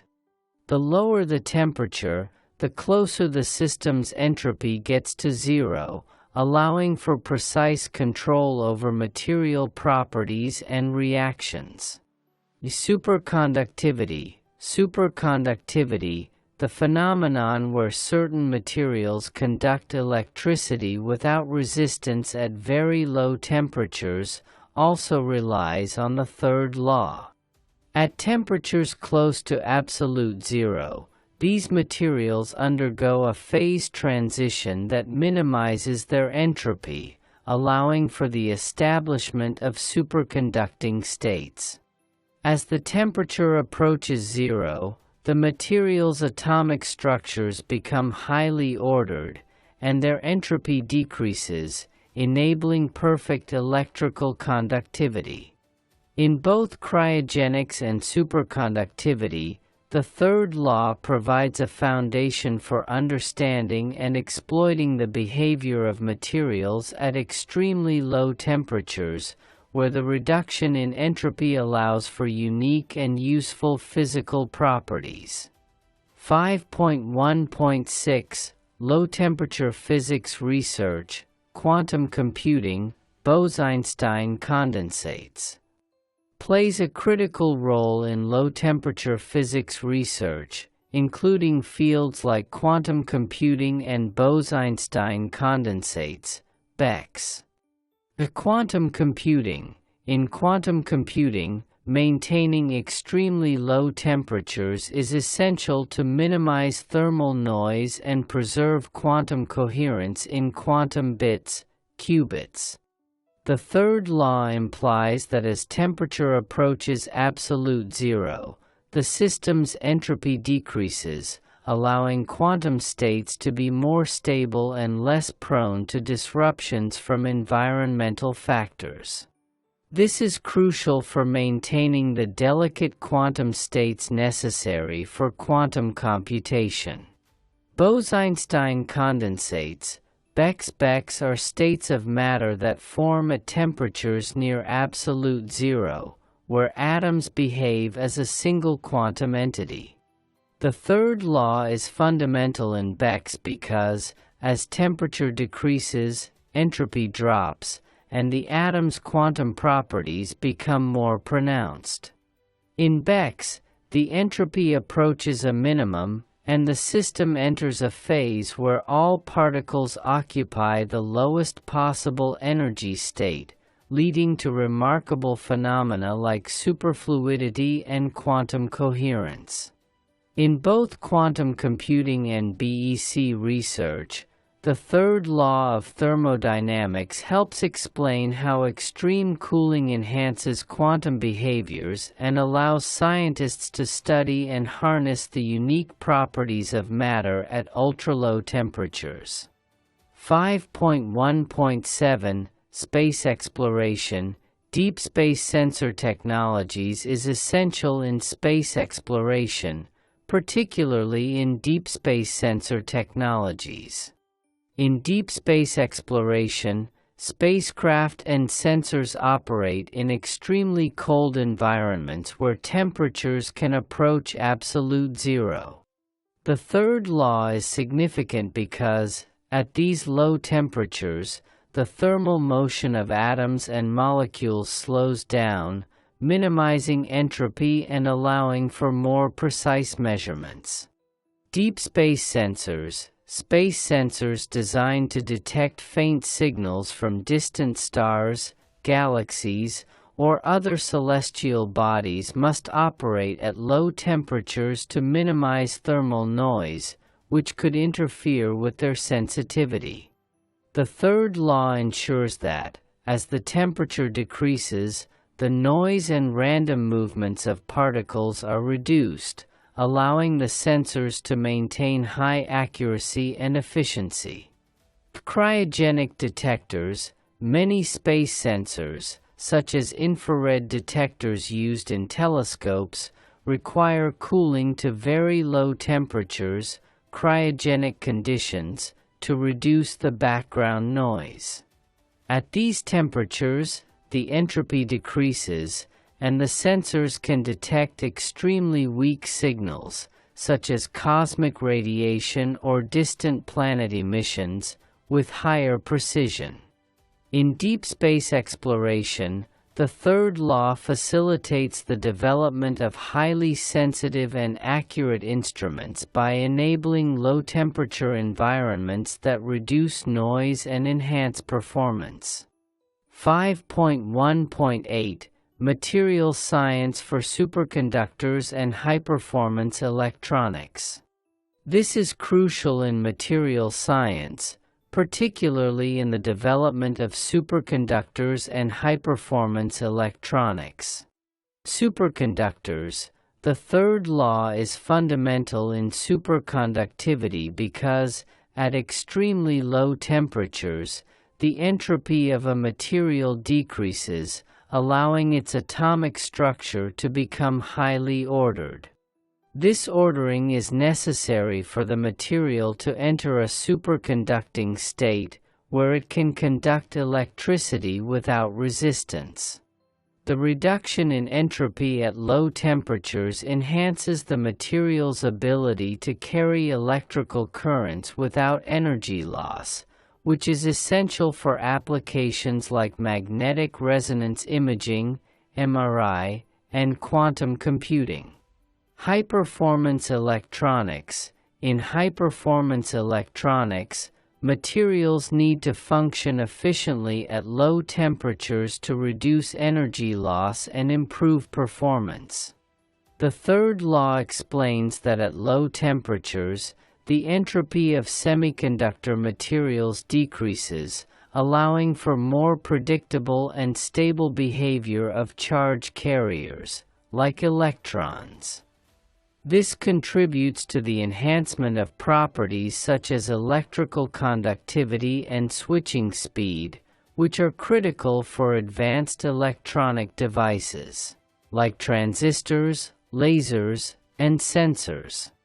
In both superconductors and high-performance electronics, the third law aids in achieving the low-entropy conditions necessary for optimizing material properties and enabling breakthrough technologies in electronics and energy systems. 5.2 Key mathematical expressions in the third law of thermodynamics. Below are several key formulations of the third law of thermodynamics, each with its mathematical statement and a brief discussion of its meaning and consequences. 5.2.1 Nernst's heat theorem. Equation 28 shows that, for any isothermal, reversible transformation between two equilibrium states of a pure, perfectly crystalline substance, the entropy change tends toward zero as the temperature approaches absolute zero. In practice, this means that all such entropy differences freeze out at low temperature, so that residual entropy and variations in entropy between phases vanish as T0. 5.2.2 Zero entropy at absolute zero. Equation 29 shows that the absolute entropy of a perfect crystalline substance is taken to be zero at T equals 0 more formally. And since a perfect crystal at 0 K has exactly one microstate, omega equals 1, S 0 equals 0. As shown in equation 30. 5.2.3 Entropy integral from 0 Kelvin. Description. Because S 0 equals 0, we can compute absolute entropies by integrating the reversible heat capacity Cp from 0 up to T, as shown in equation 31. In real materials, Cp, T, often vanishes as some power of T. Example Debye's Cp is proportional to T cube for phonons, ensuring the integral converges. 5.2.4 Van't Hoff's relation at low T. This is shown in equation 32, and it illustrates that, for a phase transition at T is almost equal to 0. Equilibrium constants K for reactions involving phases of differing entropy will tend to 0 or infinity as T0, reflecting the vanishing entropy differences in the Nernst limit. 5.3 Thermodynamic stability. As T0, only the phase of lowest enthalpy remains stable, since entropy terms vanishes as shown in equation 33. Note that other algebraic processes could be envisaged in equation 33 towards achieving spontaneous processes with negative values of Gibbs free energy change, delta G. Example include lower value of change in entropy, delta S, change enthalpy, delta H, as well as temperature, T. Similarly, equation 34 shows that Gibbs free energy is a thermodynamic state function and could also take the form of entropy and enthalpy. Change in Gibbs free energy, delta G, is the energy available for doing work, with the following implications. A. Delta G equals negative, delta G is less than 0, shows a spontaneous reaction. B. Delta G equals 0, reaction is at equilibrium, same rate. C. Delta G equals positive, delta G is greater than 0, shows a non-spontaneous reaction. Note, delta S and delta G are also thermodynamic state functions.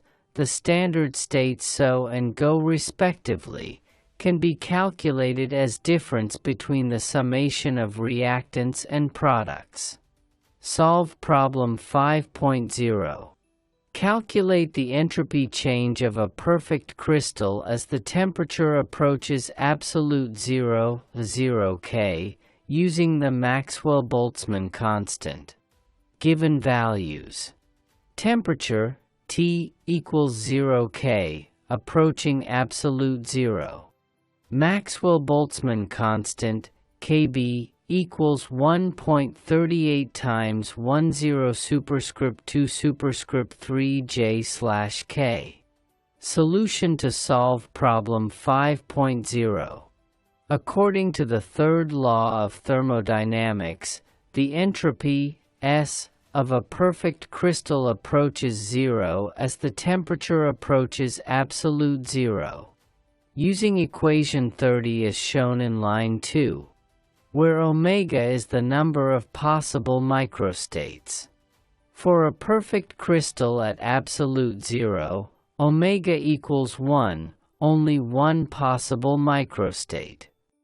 Substituting the values into the equation 30, we have the entropy change of the perfect crystal to be equal to 0 J/K.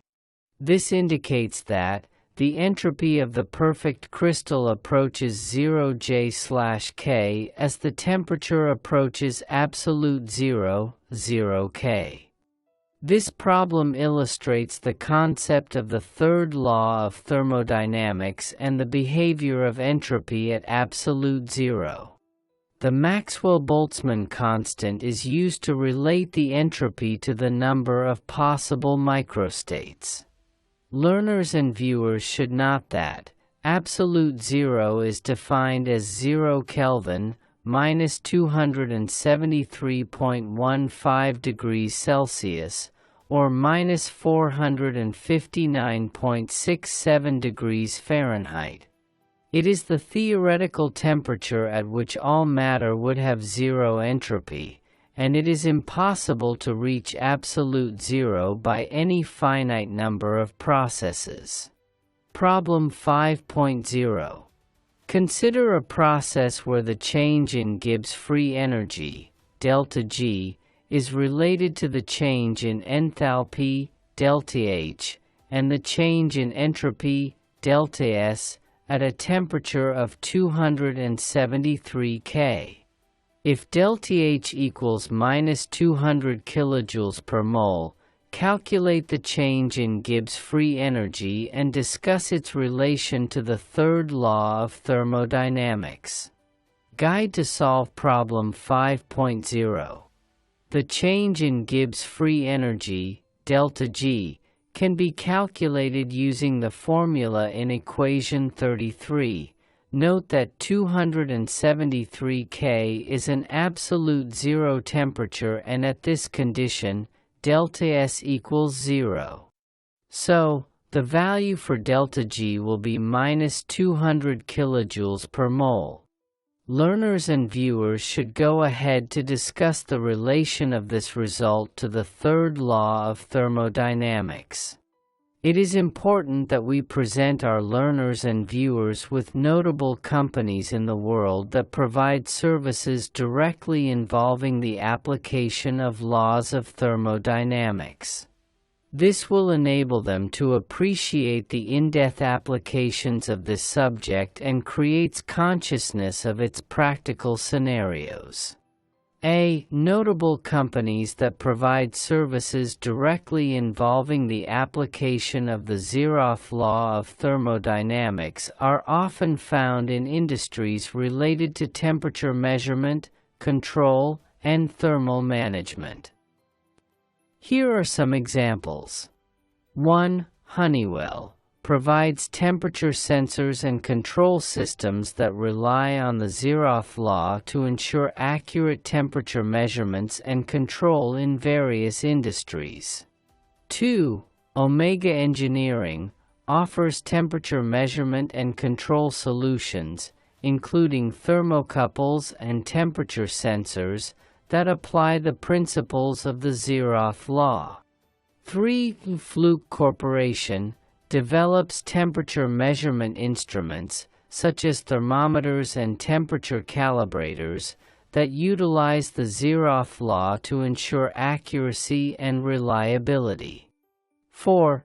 Johnson Controls designs and implements HVAC systems that rely on the Zeroth Law to maintain thermal equilibrium and provide comfortable indoor environments. 5. Siemens Building Technologies offers building automation systems that use temperature sensors and control systems based on the Zeroth Law to optimize energy efficiency and indoor comfort. 6. Trane Technologies provides HVAC systems and solutions that apply the principles of the Zeroth Law to ensure efficient temperature control and thermal management. 7. ABB develops industrial automation and process control solutions that utilize temperature measurement and control systems based on the Zeroth Law. 8. Rockwell Automation offers industrial automation solutions that include temperature control and measurement systems that rely on the Zeroth Law.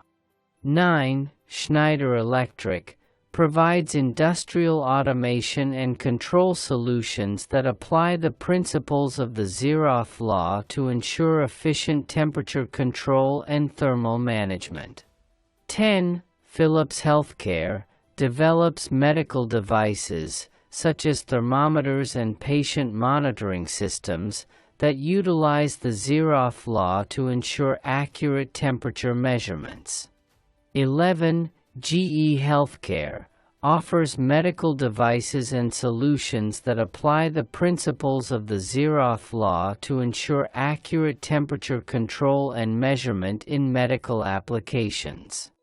12. Masimo develops non-invasive patient monitoring solutions that utilize temperature measurement technologies based on the Zeroth Law. B. Applications of the First Law of Thermodynamics often involve industries are involved in energy transfer, conversion, and efficiency. Below are notable companies that apply the First Law of Thermodynamics in their products and services.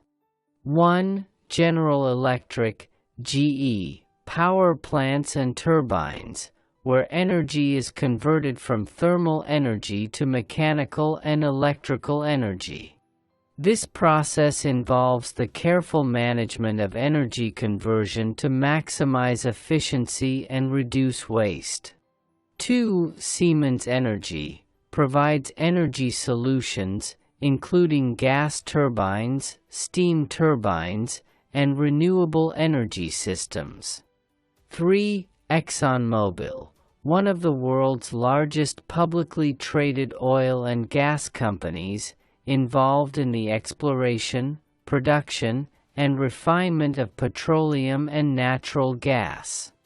Applied in ExxonMobil's refineries and power plants, where chemical energy from fossil fuels is converted into thermal energy, and then into mechanical and electrical energy in power generation or industrial heating processes.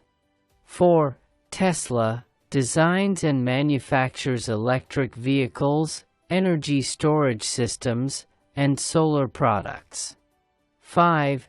Caterpillar Incorporated manufactures heavy machinery, engines, and power generators, particularly for construction, mining, and energy sectors.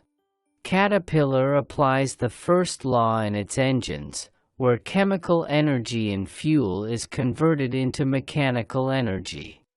This is crucial for powering machinery, generators, and industrial equipment, optimizing the conversion of energy to improve performance and efficiency. 6. ABB. ABB is a global leader in electrification, automation, and power grids, providing products and services for power generation, transmission, and industrial applications. They design and optimize systems to maximize energy efficiency while ensuring that the energy conversion process adheres to the conservation principles of the First Law.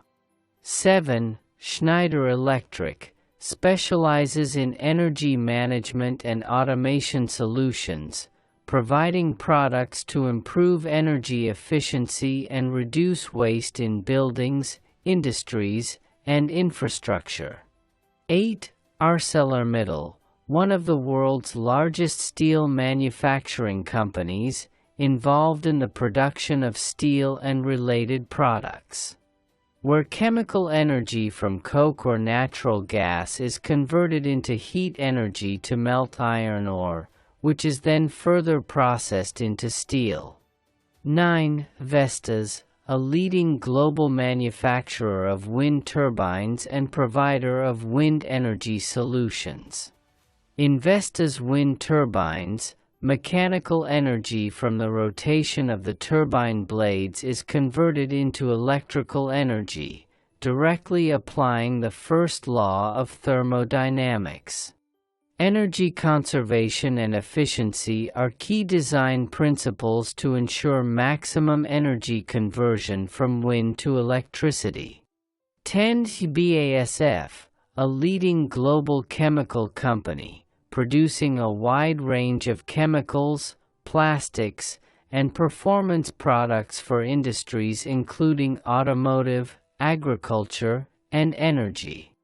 Applies the First Law of Thermodynamics in its chemical processes, where energy is often transformed, e.g., chemical energy into thermal or mechanical energy, in industrial processes like chemical manufacturing, refining, and catalysis.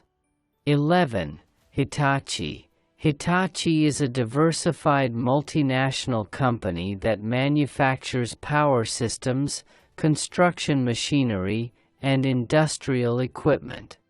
They design systems where thermal energy is converted into mechanical energy, e.g., steam turbines, gas turbines. The company also applies energy conservation principles to reduce waste and optimize the efficiency of energy conversions. 12. Johnson Controls provides energy-efficient products and technologies, including HVAC systems, building automation, and energy management solutions. They apply the First Law in HVAC and refrigeration systems, where thermal energy is converted into mechanical energy to control temperature and humidity within buildings and industrial processes. Their energy-efficient solutions are designed to minimize the loss of energy and maximize the use of converted energy. See, here are some notable companies that provide services directly involving the application of the second law of thermodynamics. Most of the companies mentioned in A and B above involved in this process, and the few companies below are also added.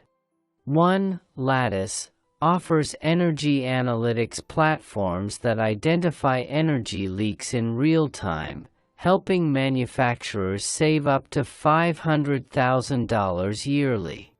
2. IBM develops AI-driven entropy forecasting tools that predict energy inefficiencies, enabling firms to preempt waste and achieve 18% higher operational efficiency. 3. Intech Incorporated, a solar energy company that provides solar power systems for homes, commercial buildings, and utility-scale plants. 4. Hunan Xindi New Energy Technology Company, Limited, develops biomass energy technologies and energy-saving solutions. 5. Dongguan Hot Wheels Thermal Energy Technology Company, Limited, researches and develops thermal energy equipment and new energy technologies. 6. Quantum Industrial Development Corporation, develops Stirling cycle engines and works with NASA on energy-efficient solutions. 7. Institute of Engineering Thermophysics Chinese Academy of Sciences, conducts research in physics engineering and develops energy-saving technologies. 8. Anhui Province Water Resources Research Institute, provides research and development services for water resources management and conservation. D. The Third Law of Thermodynamics have crucial applications in fields that deal with extremely low temperatures and entropy reduction. Below are notable companies and industries that provide services directly involving the application of the Third Law of Thermodynamics. 1. Oxford Instruments. This is a leading manufacturer of high-precision instruments for research and industry, specializing in cryogenics, superconductivity, and low-temperature physics. 2. Janus Research Company. Research designs and manufactures cryogenic equipment and systems for laboratory and industrial applications, including cryostats, refrigerators, and cooling systems. 3. Bluefers is a manufacturer of cryogenic systems used in quantum computing, particle physics, and other research fields that require extremely low temperatures. 4. Cryomech is a leader in the design and manufacture of cryogenic refrigeration systems, including cryocoolers, liquefaction systems, and refrigerators. 5. NASA, National Aeronautics and Space Administration. NASA is a government agency that conducts space exploration and research, with a strong focus on developing technologies for space travel, including cryogenic systems. NASA applies the Third Law of Thermodynamics in its cryogenic fuel systems used for spacecraft and satellite propulsion. Cryogenic fuels, such as liquid hydrogen and liquid oxygen, must be kept at extremely low temperatures to maintain their liquid state, and the entropy of these systems is minimized to ensure efficient energy storage and propulsion in space missions. 6. Linde Group is a multinational company that specializes in the production and distribution of industrial gases, including the development of cryogenic technology. 7. Helium Incorporated. Helium Incorporated provides high-quality helium and cryogenic services to industries such as medical, aerospace, and scientific research. 8. Superconductor Materials Incorporated. This company specializes in the development and manufacturing of materials used in superconductivity and cryogenic applications, including high-temperature superconductors, HTS. 9. SRON Netherlands Institute for Space Research is a research institute specializing in space exploration and technology, including cryogenic systems for space science. 10. Advent Cryogenics specializes in the design, manufacturing, and servicing of cryogenic equipment, including cryogenic coolers, pressure vessels, and thermal systems. 11. MIT Lincoln Laboratory is a research and development center that focuses on advancing technologies for national security, including quantum computing and advanced sensors. The laboratory applies the third law of thermodynamics in its quantum computing research, where systems must be cooled to near absolute zero to minimize entropy. This is essential for stabilizing qubits in quantum computers and ensuring accurate measurements in quantum sensors.